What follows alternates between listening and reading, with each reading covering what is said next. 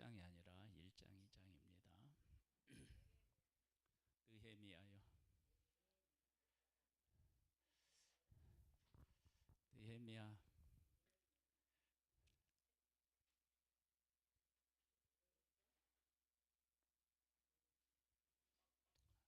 1장 2장이요. 구약 성경 727쪽에 있습니다.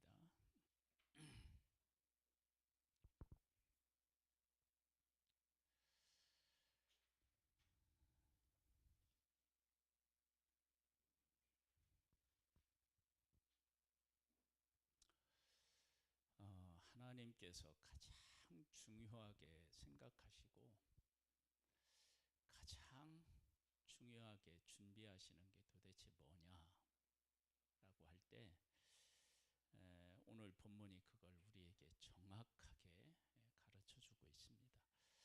하가랴의 아들 느헤미야의 말이라. 아닥사스다 왕 제20년 기슬루월에 내가 수산궁에 있는데 내 형제들 가운데 하나인 하나니가 두어 사람과 함께 유다에서 내게 이르렀기로 내가 그 사로잡힘을 면하고 남아있는 유다와 예루살렘 사람들의 형편을 물은즉 그들이 내게 이르기를 사로잡힘을 면하고 남아있는 자들이 그 지방 거기에서 큰 환난을 당하고 능욕을 받으며 예루살렘 성은 허물어지고 성문들은 불탔다 하는지라.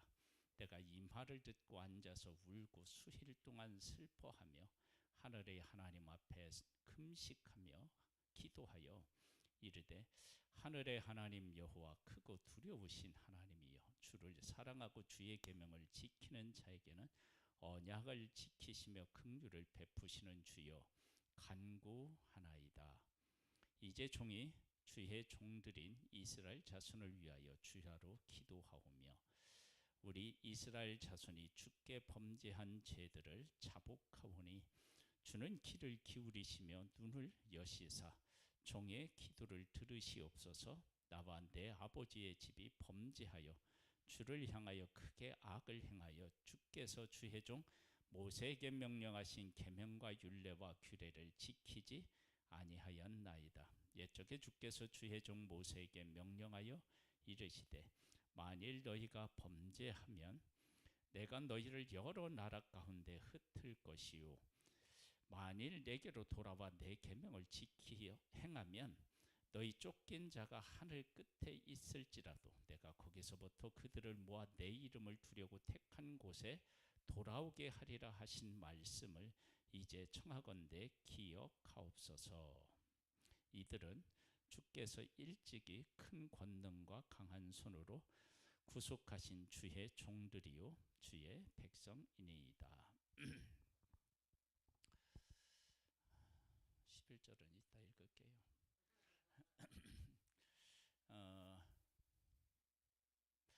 느헤미야가 보고 듣고 그 느낀 것 그리고 하나님 앞에 고백한 내용이 나와 있는데 이 내용들이 얼마나 중요한 내용인지 모릅니다.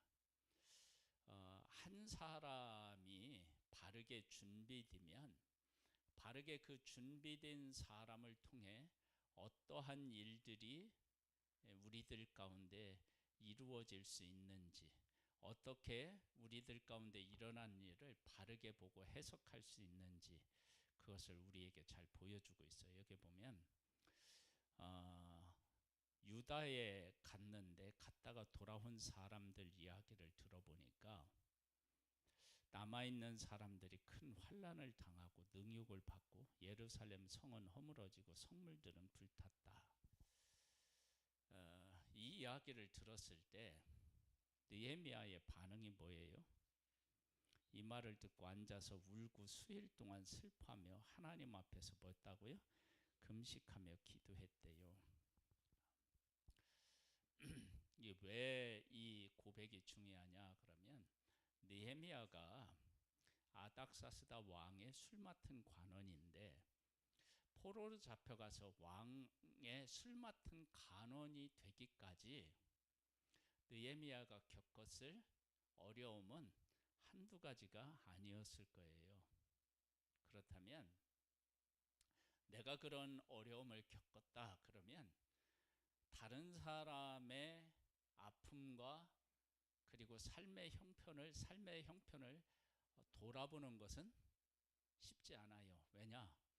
내가 그들보다 더 힘들었다고, 힘들게 살아왔다고 말할 수 있기 때문에 그래요. 그리고 이제 술 맡은 관원으로 살고 있으니까 왕의 신임을 받은 거예요. 왕에게 드리는 음식을 만든다. 그 사람은 왕의 신임을 받지 않으면 그렇게 할 수가 없어요. 그러니까 왕의 신임을 받았어요. 내가 그렇게 고생해서 이 자리까지 왔다 그러면 그 자리가 느헤미야에게 얼마나 소중했겠어요. 그런데 이 느헤미야의 마음속에는 자기가 고생한 것 그게 중요한 게 아니고요. 그 다음에 내가 술 맡은 관원으로 이렇게 살아가고 있는 것 그것이 중요한 게 아니고요. 뭐가 중요했느냐? 하나님 안에서 깨달아 알고 그 하나님 안에서 행하는 것을 가장 중요하게 여긴 거예요. 그래서 하나님의 백성이 고통을 겪고 있다고 할 때 자기의 마음이 아픈 거예요. 좀 전에 우리가 설명한 것처럼요, 나눈 것처럼 느헤미야가 남아있는 사람이 겪은 고난보다 적었다고 말할 수가 없을 거예요. 포로로 잡혀가서 왕의 신임을 얻는다는 건요, 이건 우리 쉬운 말로 얘기하면 하늘의 별 따기처럼 어려운 거예요. 왕의 신임을 받아서 왕에게 술을 이렇게 바치는 그런 사람으로 살 수 있었다. 그러면 이제 인간적으로 말하면 이제 인생 피는 거예요. 그러면 다른 것에 대한 관심을 끊고 그 일에 집중해야 되는데 느헤미야의 마음은 술 맡은 관원으로서 내가 얼마나 이 직책을 잘 수행할까, 그것도 지금까지 잘 감당해 왔지만 더 깊은 속에는 하나님의 백성에 대한 그런 생각, 그런 마음이 더 이 마음 중심에 살아 있었다는 거예요. 하나님께서 하나님의 백성들을 위해 일하실 때 그런 마음을 가지고 있는 사람을 먼저 준비하는 거예요. 사람. 그런 사람이 없으면 어떻게 되느냐? 하나님께서 일하셔도 그 일하신 것이 나중에 아무것도 아닌 것처럼 돼요. 이렇게 해서 느헤미야가 갔는데 가서 형통했나요?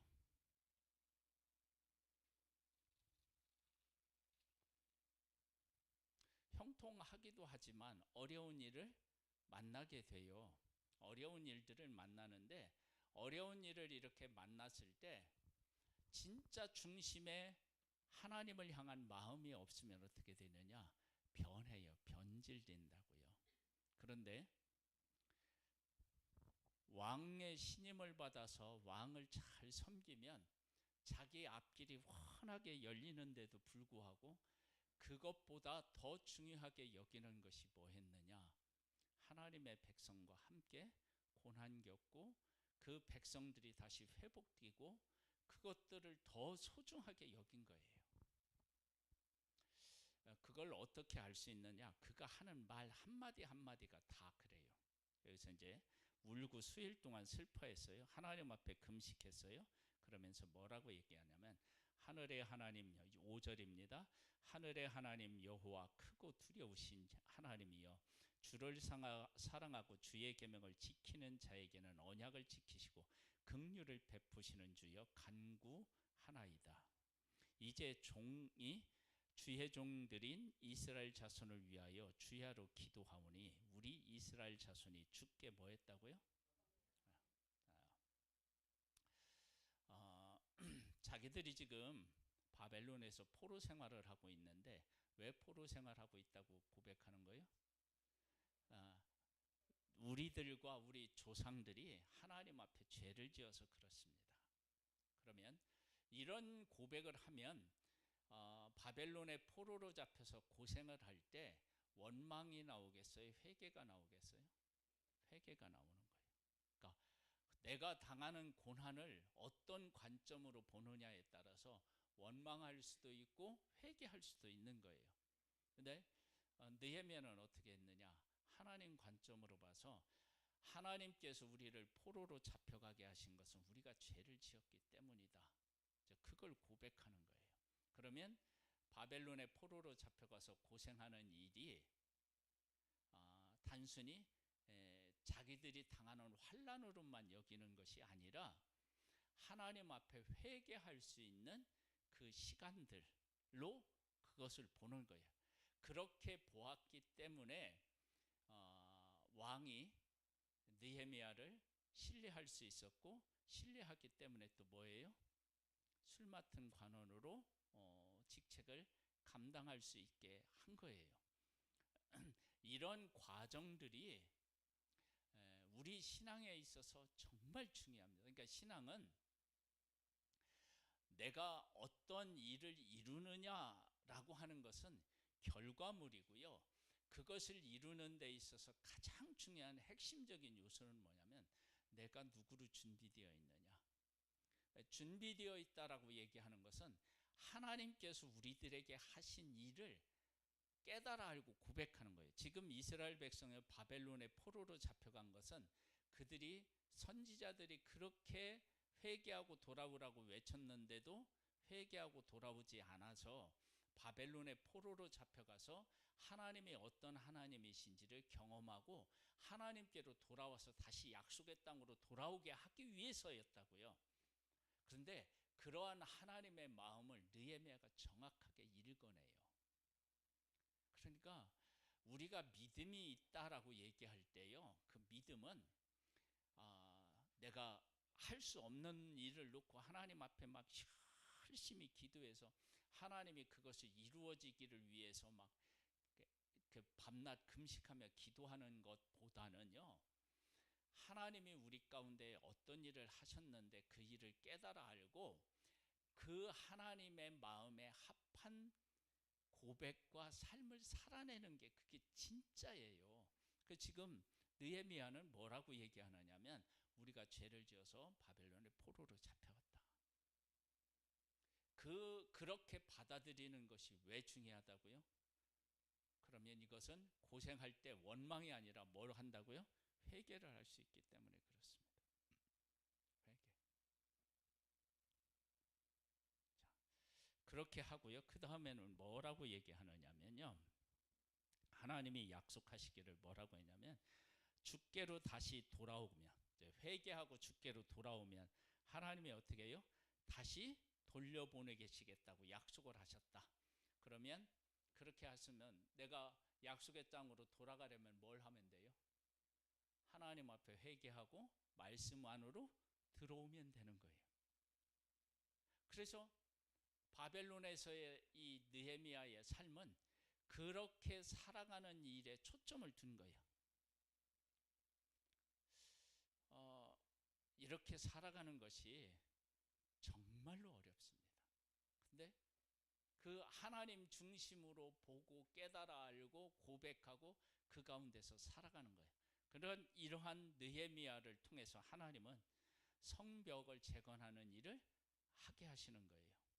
그런데 이 성벽 재건이 왜 중요하냐? 그러면 하나님께서 약속의 땅을 주셨는데 하나님의 백성이 약속의 땅에서 말씀대로 살지 않으면 모든 게 무너져요. 1차적으로 말씀대로 살지 않으면 하나님의 백성의 마음이 무너져요. 백성의 마음이 무너지면 하나님의 백성들이 하나님 앞에 제사 드려야 되는 성전이 무너지고요, 성벽이 무너지고요, 그리고 하나님의 백성이 거하는 약속의 땅에 대한 국경이 다 무너지는 거예요. 그러니까 무엇부터 세워야 되느냐? 마음부터 세워야 되는 거예요. 그런데 이 지금 느헤미야는 그 마음이 온전히 서서 중요한 것이 무엇인지를 깨달아 알고 그 깨달아 안 것 속에서 금식도 나오고 회개도 나오고 그리고 고통도 그 가운데서 다 나왔어요. 여러분 이런 것들이 하나님께서 우리들 가운데서 준비하는 데 있어서 최고 중요하게 여기시고 제일 급하게 하시는 일이 그 일이에요. 이스라엘 백성들을 애굽에서 이끌어내실 때 하나님이 뭐부터 준비하셨어요? 모세와 아론부터 준비했어요. 모세와 아론 그들이 갔는데 백성들이 환영했나요? 처음에는 환영했어요. 그런데 그 일로 인해서 고통이 조금 더 심해지니까 환영 안 해요. 가라, 우리 이대로 살 테니까 그냥 내버려 두고 가라, 그래요. 그때 모세와 아론이 준비되어 있지 않았다 그러면 어떻게 되냐면, 그래, 니들 잘 살고 잘 먹고 잘 자라라, 그리고 가면 돼요. 그런데 하나님의 부름을 받는 그들은 바로와 애굽 사람들로부터도 외면받지요. 백성들로부터도 외면받아요. 여러분 이게 얼마나 힘든 거겠어요. 애굽 사람들이 외면하더라도 백성들이 환영하면 그나마 괜찮지. 그런데 양쪽에서 다 버림을 받는 거예요. 그런데 왜 그 자리를 떠나지 않았느냐? 하나님께서 자기들을 왜 부르셨는지를 그들이 알았기 때문에 그런 거예요.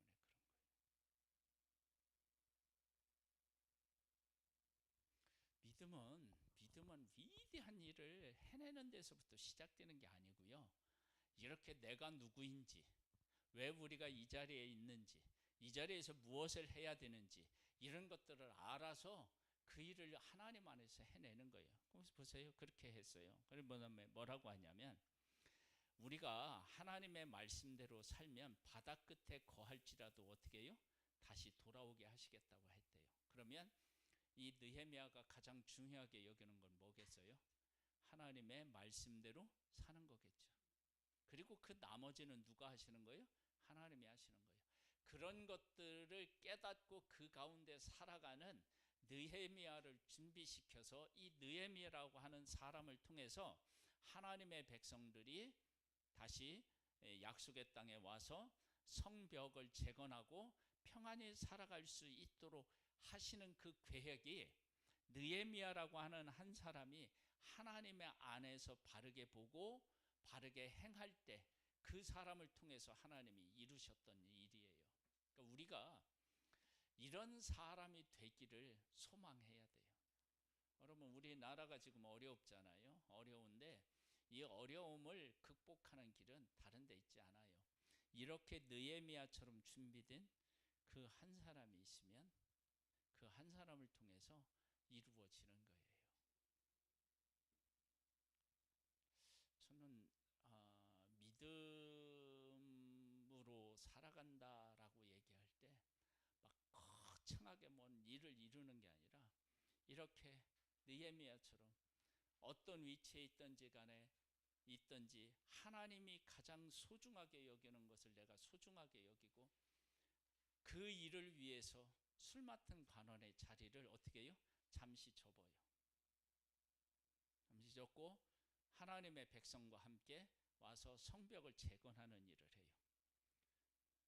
여러분 인간적으로 생각하면 내가 이 자리까지 오기에 얼마나 내가 고생을 했는데 그 자리를 없어질 수도 있는데 그 자리를 두고 예루살렘에 와서 사서 고생을 한다?